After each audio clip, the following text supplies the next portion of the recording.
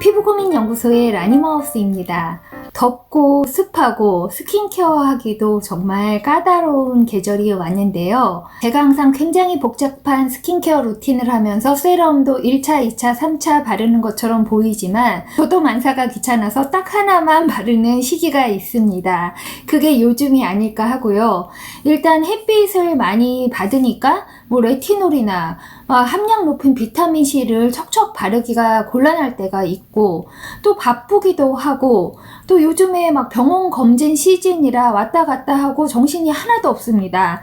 그 스킨케어를 굉장히 간단하게 하고 싶은데, 이렇게 바쁠 때 가장 쉽게 무너지는 게 탄력이거든요. 탄력 세럼을 하나 골라서 미백이나 주름 개선에도 도움을 받을 수 있으면 좋을 거예요. 그러니까 저희가 급노화존에 들어와서 이게 더 나빠지지만 않기를 바라는 케어를 할 때 굉장히 여러 제품, 고급스러운 제품을 쓸 수도 있지만 어떤 일정 시기에 그냥 세럼 하나를 가지고 버틴다면 어떤 제품을 골라야 할지 제가 생각을 해보았습니다. 제가 지금 사용하고 있는 제품은 더마2 제품인데요. 이 제품이 리노베이션 된 신제품이기도 하고 다른 만족스러운 부분이 있어서 리뷰를 하겠지만 이게 피부 타입에 맞춰서 까다롭게 보셔야 하기 때문에 선뜻 구입하지 마시고 리뷰를 천천히 보시고 자기 피부 타입에 적용할 수 있는지 생각해 보시기 바랍니다. 어떤 브랜드가 나올 때 어떤 성분 하나를 이렇게 앞으로 밀어서 나온단 말이에요. 기본적으로 여러가지 항산화제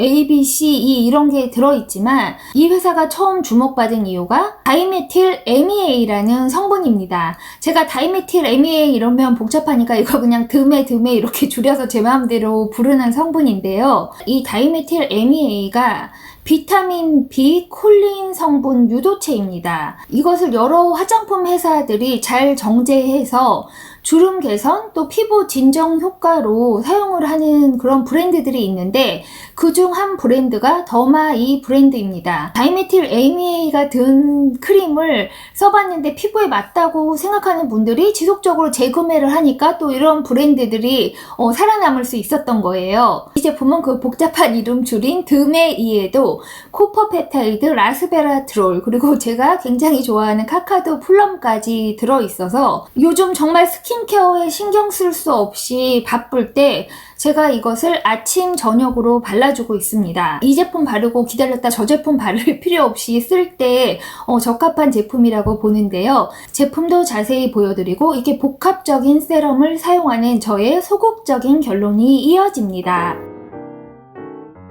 제 영상 곳곳에 더마2 제품들이 등장하기 때문에 제가 더마2 제품을 굉장히 많이 쓰는 것 같지만 쓰는 것만 씁니다. 제가 브랜드별로 쓰는 것만 써요. 크림을 몇 통 쓰는데 비타민 E 크림이 있고 다 쓰면 이제 빨간 통을 재구매할 예정이고요. 제가 크림류를 주로 쓰고 세럼류를 더마2에서 잘 사지 않습니다. 최근에 제가 같이 구입한 게 이 두 가지 제품인데요.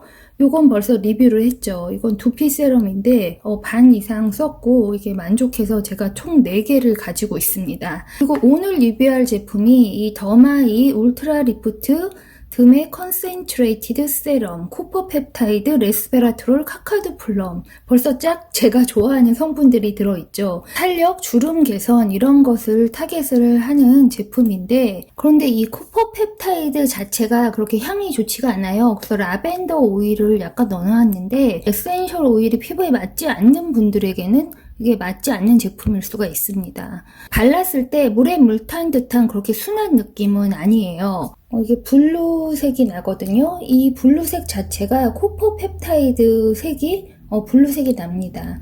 장점은 굉장히 얇게 넓은 면을 펴바를 수 있어서 한 2방울 정도면 얼굴 전체에 발라줄 수 있습니다. 그러니까 디오디너리 코퍼펩타이드를 갖고 있죠. 이 디오디너리 뷔페 여러가지 펩타이드에 코퍼펩타이드 들은 제품이 있는데 디오디너리 제품보다는 발랐을 때 피부가 약간 편안한 감도 있는데 코퍼펩타이드 자체도 이게 레티놀이나 비타민C만큼은 아니지만 약간 피부에 자극적인 그런 느낌을 받으시는 분들도 있을 수 있습니다. 제품이기 때문에 또 궁금한 점이 많을 수가 있는데요.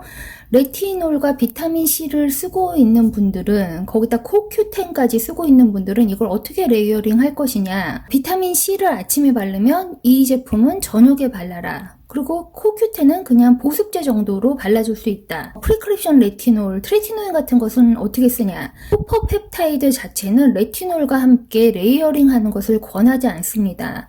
그러니까 만약에 굳이 같이 쓰고 싶다고 하면 이 제품을 아침에 쓰고 처방 레티놀을 저녁에 사용해 줄 수는 있습니다. 마찬가지로 비타민C와 코포펩타이드도 레이어링을 하지 않거든요. 이게 라벤더 향이 상큼하게 난다기보다는 그 라벤더 향을 코포펩타이드나 그 듬의 향을 약간 죽이는 용으로 넣어놨기 때문에 향 자체가 그렇게 뭐랄까 상큼하지 않아요. 마치 그렇게 남자들 애프터 쉐이브 바르는 그런 향이 난다고 볼 수 있습니다. 약간 시큼한 향이 나서 이 향을 보면 또 마음에 들지 않을 수가 있습니다. 그러나 인공적인 향료를 넣어놓은 것은 아닙니다. 브랜드마다 이 세럼이 다 있어요. 그러니까 세럼 하나가 그 브랜드를 일으키지 못하면, 또는 크림 하나가 그 브랜드를 일으키지 못하면 아무리 구색 좋은 제품을 내도 그 브랜드가 살아남기가 어렵습니다. 저희가 에스테 로더 하면 갈색병하고 더블웨어 이렇게 대표 상품이 있잖아요. 그리고 어떤 브랜드에선 세럼을 사고 어떤 브랜드에선 크림을 사고, 메이크업으로 보면 뭐 랑콤에선 마스카라가 좋고 어디는 립스틱이 좋고 뭐 이런 게 다 정해져 있습니다. 그래서 대체적으로 이제 베스트셀러 세럼들을 쓸 수가 있는데요. 브랜드마다 고가의 대표 세럼들이 하나씩 있는데, 이제 그런 것을 다 사용해보고 졸업한 금노화존에 들어온 저는 항산화제가 집중된 세럼을 쓰는 것을 좋아하거나, 비타민C에 집중하거나 레티놀 계열에 집중하거나, 그 사이사이에 이제 보습 세럼이나 항산화 세럼을 끼워 넣어서 최대한 피부에 막 개별적인 성분을 착착착착 쌓아주는 것을 좋아합니다. 그러나 단독 항산화제를 사용해보지 않으신 분들, 어떤 브랜드에서 굉장히 복합적인 성분으로 피부를 부드럽고 안정화시켜주는 세럼을 사용해보신 분들은 어떤 성분을 강조하는 제품을 썼을 때 피부에 뭔가 이게 너무 세다? 따갑다 이런 것을 느끼실 수 있을 거예요. 마치 저희가 고용량 비타민C를 처음 발랐거나 뭐 비타민 A를 처음 발랐을 때 느끼는 그런 기분들이 있습니다. 저희가 비타민 A를 써서 그냥 아무렇지도 않은 분도 계시지만, 비타민 A를 써서 껍질이 일어나고 붉어지고 간지럽고 이런 걸 경험하는 분들도 계시단 말이에요. 그러니까 어떤 세럼을 쓸 때, 그러니까 코포펩타이드가 든 세럼을 쓸 때는 이 코포펩타이드 자체도 좀 피부에 자극적일 수가 있어서 이 레티놀을 쓸까 코포펩타이드를 쓸까 하면 레티놀을 쓰시면 됩니다. 그러나 레티놀이 조금 더 까다로운 피부가 있어요. 그 레티놀을 씀으로써 아무것도 쓸 수 없는 피부가 있습니다. 최근 들어서 비타민C와 레티놀도 레이어링하고 함께 들어있는 제품이 있잖아요. 그러니까 저에게도 이런 질문이 많이 와요. 어떤 비타민C 제품을 갖고 있는데 그것을 레티놀이나 뭐 레티네이랑 같이 써도 되냐? 그 대답은 전부 피부 타입에 따라 다르다고 할 수 있습니다. 제가 여러분들이 제품 이름까지 다 적어주신다고 해도 그거를 합쳐서 그 피부에 괜찮다는 답을 낼 수가 없어요. 저뿐만 아니라 그 제품을 낸 그 브랜드에 질문을 해도 여러분 피부에 그게 괜찮다는 답을 얻을 수가 없습니다. 왜냐하면 대답을 주는 사람들은 누구에게도 트러블이 일어나는 것을 원하지 않아요. 제가 이 제품은 레이어링 안 하고 딱 이거 하나만 쓰면 좋겠다고 해서 고른 제품이지만, 이 제품조차도 여러 가지 질문이 달려 있잖아요. 비타민C랑 써도 되냐, 레티놀이랑 써도 되냐. 저희만 물어보는 게 아니에요. 이 공업에 외국 사람들도 그런 질문을 엄청 해놨습니다. 뭐 큐텐이랑 써도 되냐, 그런 질문들이 있잖아요. 이 회사의 답변이 그냥 정답입니다. 아침 저녁으로 나눠라. 그러니까 분리시켜서 바르라는 것이죠. 그리고 날짜를 달리 발라라.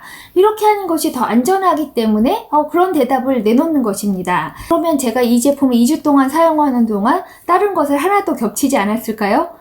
제가 겹쳤을 거예요. 또 제품 하나 바르고 보습제 하나를 발라놓고 더 늦은 밤이 되니까 제가 이렇게 뭔가 잘못 먹은 게 있어서인지 여드름 스물스물 올라올 때 제가 스티바 A 몇 번 바른 적 있습니다. 이게 시간차와도 상관이 있지만 피부 타입과도 상관이 있어서 여러분들이 어떤 제품과 어떤 제품을 같이 섞어도 되냐 하는 질문에는 그 제품을 사서 섞어봐서 안 맞았을 때 돈 낭비하기가 싫기 때문에 누군가에게 미리 물어보고 싶다는 것은 제가 잘 알고 있지만, 저뿐만 아니라 모든 전문가나 뭐 피부과 선생님들이나 브랜드에서도 센 성분들은 그냥 섞지 마라, 그냥 안전하게 가는 것을 기본적으로 할 수밖에 없어요. 피부에 괜찮으니까 그렇게 바르세요 해서 그 뒤집어지면 그 책임을 누가 집니까? 그러니까 굉장히 보수적으로 답변할 수밖에 없는 거예요. 그럼에도 저희는 전부 피부 타입이 다릅니다. 그러니까 이 제품 하나만 발라도 깜짝 놀라면서 뭐야 이게 굉장히 센데, 이게 코퍼트리 펩타이드가 나한테 안 맞나? 굉장히 뭔가 아로마적이고 굉장히 센데, 이렇게 느끼시는 분들이 있으실 테고, 그걸 아무리 들이부어도 아무 느낌이 없는 분들도 분명히 계실 거예요. 그래서 어떤 제품을 처음 스킨케어 루틴에 사용할 때는 소량 일부분에만 발라보시고 일주일에 한 번, 두 번, 세 번 이렇게 끼워 넣으시고, 괜찮으면 일주일 전체에 바르시고, 다른 제품을 그 루틴에 끼워 넣을 때는 역시 한 번, 두 번 이렇게 천천히 끼워 넣으시고, 제품과 제품 사이에 바르는 시간을 좀 떨어뜨려 놓으시고, 이런 방법을 사용해서 본인 피부에 적용해 나가시기 바랍니다. 이런 화장품들은 약이 아니란 말이에요. 이 써있는 대로 한다고 해서 자기 피부에 다 맞는다고 할 수는 없습니다. 그러나 너무 바빠서 세럼 하나밖에 바르고 나갈 시간이 없을 때 너무 물에 물 탄 듯한 세럼, 너무 피부 보습만 해주는 세럼, 피부만 수딩해주는 세럼을 발라서는 피부 탄력 빠지면서 잔주름 느끼는 것을 며칠 만에 느낄 수 있는 금노화존이기 때문에 어느 정도의 방어선을 지키는 선에서 안티에이징에 확실한 효과가 있는 성분 배합이 있는 제품을 고르는 것이 실효성이 있다고 생각합니다. 이렇게 바쁠 때 의지할 수 있는 이 세럼 하나를 챙기면서 바쁜 시즌도 주름 생기지 않고 무사하게 넘어갈 수 있으면 좋겠습니다. 라니마우스 채널 구독하시고 본인 피부 타입에 맞는 스킨케어 루틴 찾아가시기 바랄게요. 그럼 라니마우스의 다음 스킨케어 루틴에서 만나요.